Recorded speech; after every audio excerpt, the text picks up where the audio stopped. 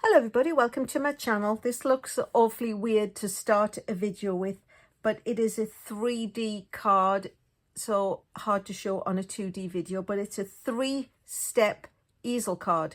There are 1, 2, 3 easels, so it all folds flat to go in a standardized envelope, but then the different layers of grading stand up and become easels. So this is how it looks from the side. This is how it looks from the front, except it's falling down because, you know, I'm picking it up and tipping it over. But anyway, without further ado, let me get started and show you how we make it. It's not that complicated, and I think it's really lovely and effective. So the base is 4 by 5, and this is basic white. The next layer should technically be 4 by 12, and then scored it 4, 6 and 8. But I know not everybody has 12 by 12 paper, so what I did was a little workaround. So this piece is 4 by 8, and it's scored at 2 and 4, and then there's another square 4 by 4. And when we get to the folding part, I will show you how we've missed out just a fold and we've added an extra piece. There is another piece which is 3 by 9, and that is scored at 3, 4.5 and 6. And the last little front piece is 2 by 6, and it's scored at 2, 3 and 4. So let me just quickly get these all folded. So we're doing a mountain, a valley and a mountain fold, which will all make sense when it comes together. So you just end up with whatever size square you need. So we'll just concertina those back on each other. So this is where it would be that we fold this one, and then we fold, oops,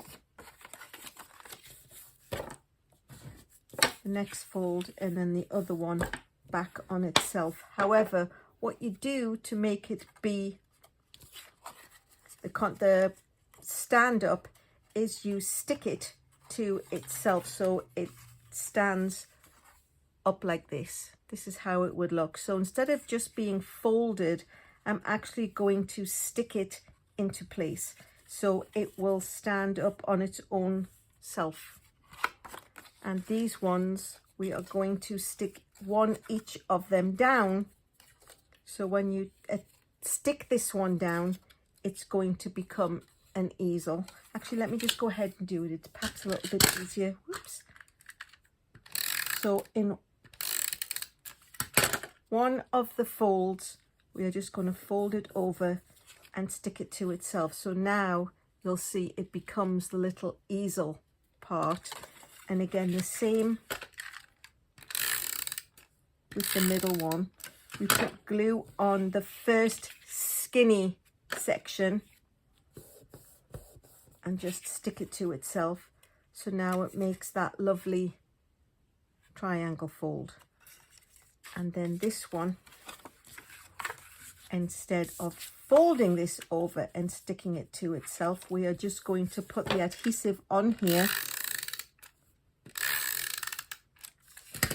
and stick it on. So we'll just have to imagine that this was a fold. So we end up with the same 3 pieces, just different sizes. So you see, no harm, no foul. There just isn't a crease here. There is actually a separate piece. I mean, if you have 12 by 12 paper, that's great. Go ahead and score it at 4, 6 and 8 and fold it over. But like I say, not too many people have the 12 by 12 papers. And this was a nice workaround. And then what I did was I cut some designer series paper. So I got 2 4 by 4 pieces.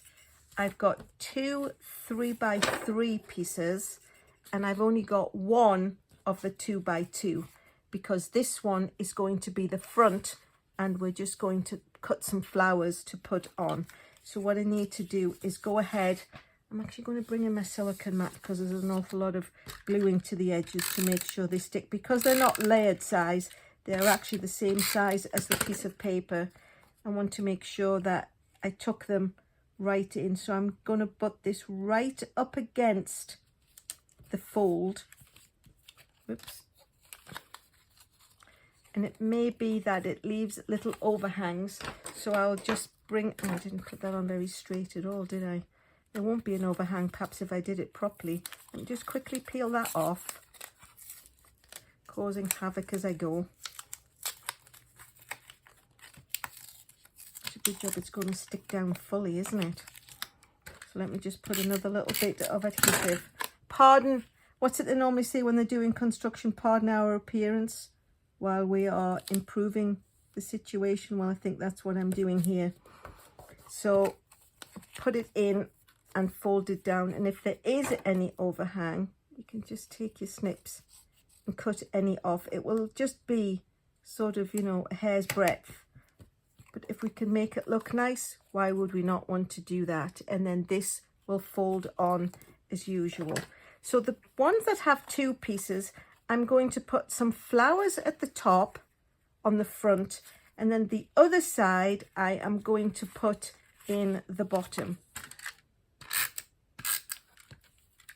just so it gives it a little bit of colour. So again, we're going to put this up against the fold,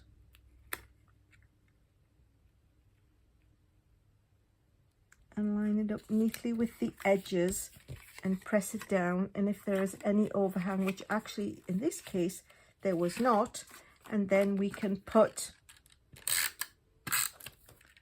the flowers on the front. Just have to remember which piece goes on which one.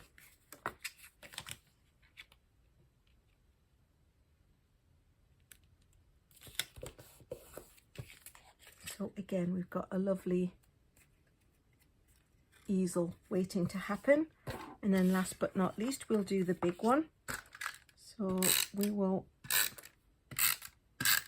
it's all the same. You put one up against the fold underneath, and the other one just goes on the top section. So we'll put that up against the fold, match all the lines down, and then this one, because it's the flowers, goes on the front.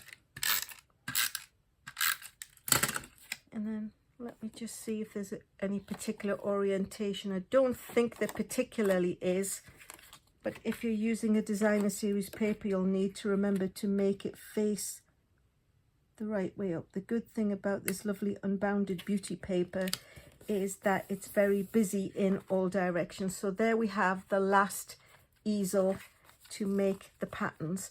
So I'm going to just do a little bit of stamping first. So I'll pop these off to one side. I'm going to make the flowers that go on the front of the card. And to do that, I'm just going to bring in a little piece of scratch paper, and I will do it in the pecan pie. So we will stamp off onto a scratch to get the two-step stamping. But this one I'm just going to do full strength because it's the outside, and then the inside we will stamp on a scratch and then line it up, and it comes out as a beautiful flower. And then of course, by the power of TV and all that good stuff, here are the ones that I have already made earlier. And then we're going to put some greetings on. So on this one, I have got happy birthday in Petunia Pop, and in the peach, while I've got it out, it's let's celebrate. So let me just bring in the stamp that says let's celebrate. So we will do that one in the peach, and then we'll bring in the petunia. For those of you like me who grew up in Britain, we used to have the hilarious commercial on TV, and it was a cartoon couple sitting on a cliff watching someone in distress. Actually, it was to be careful when you're boating, but the man would say, "Ooh, Petunia." So that's what it always makes me think of. So happy birthday, Petunia. And then last but not least, I am going to stamp the thank you stamp. These all came out of this wonderful Simply Said nice selection. I'm going to stamp the thank you, but what I want to do is try and get just the U. You can stamp the whole thing and cut the U off, but I just wanted to see if I could get a little bit of extra on the side. So I just chose it with carefully on the edge of the ink pad, and then we can cut those out. So we'll cut the U, pop it off to one side just to keep it safe, and then the happy birthday, and then the let's celebrate. So we've got those to pop on a little bit later when the card is finished. So let me just tidy up my work surface a little bit. I feel like I've got a little bit out of control. And now we're going to go ahead and build the card. So what we need to do is put adhesive. We can see this is the way it's going to stand. So we want to put adhesive on the back, on the full back of this 4x4 section, and stick it to the back of the card. Actually, it's probably better to stick the card to the fold rather than try and hold it together and wrangle it the other way around. So now it's on there. And then what I did have, the last piece was 4x1 inch piece of the lovely cardstock that matches this wonderful stamp pad, the Summer Splash, which is what we stamped the U in. So we'll go ahead and pop that in place, and that fills up the whole base of the card. So that one is now on, and then what we need to do is put adhesive. We can make sure we've got this the right way around and put adhesive on the back side of this one. Then I'm going to place it about halfway between the edge of the designer series paper and the base, and then this one will act as the easel holder and placer for this one, and then the small one we will go ahead and put in the next place. But first of all, we're going to decorate it. So let's bring in the, here's one I made earlier. So we've got the peach pie and the petunia pop, and we've got some leaves stamped in the Summer Splash. So I'm just going to pop some adhesive on the back of these.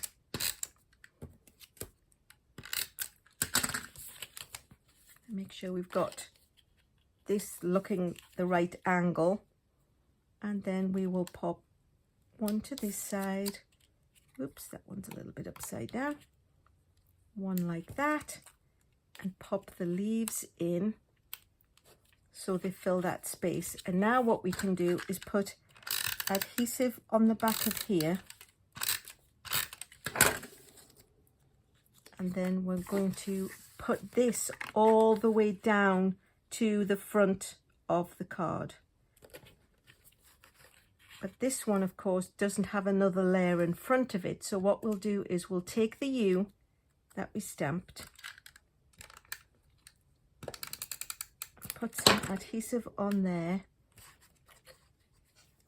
and put it a little bit up here so that holds that up. Actually, no, sometimes it doesn't want to cooperate so well. So what I will do is just put another piece behind it. Quite often when we do this, we do it with dimensionals, and it makes it a little bit thicker, but this is such a fat card, I didn't really want to use too many dimensionals. But if we make the piece bigger, it will hold it in place when it's being pushed from behind. So just need to make sure that we've got all of these creases folded nicely with the bone folder. Whoops. So they will all stay in place. 1, 2, 3. And then we can just go ahead and pop the 2 greetings on.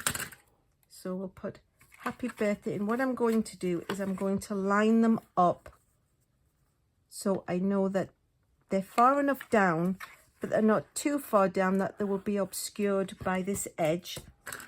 And again, with the let's celebrate piece. So there we have it. So this will tuck in, that will tuck in behind, and that will tuck in behind the U. If you find they're popping out, you just probably need to give them a bit more of a score with your bone folder, which is sort of hard to do. And I'm trying to get through the video, but that's really all it needs. So there's this one. Try and hold it together. And this is the patterns that it has when it's, you know, all together. So this is what you'll see. This is how it looks in the 3D version with all of the little easels being held in together. Like I say, it's just hard to show that in a video, but tried my best.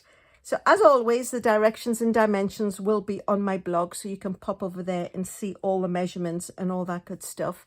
If you've got any questions or comments, please pop those in the description box below. I'll always get back to everyone.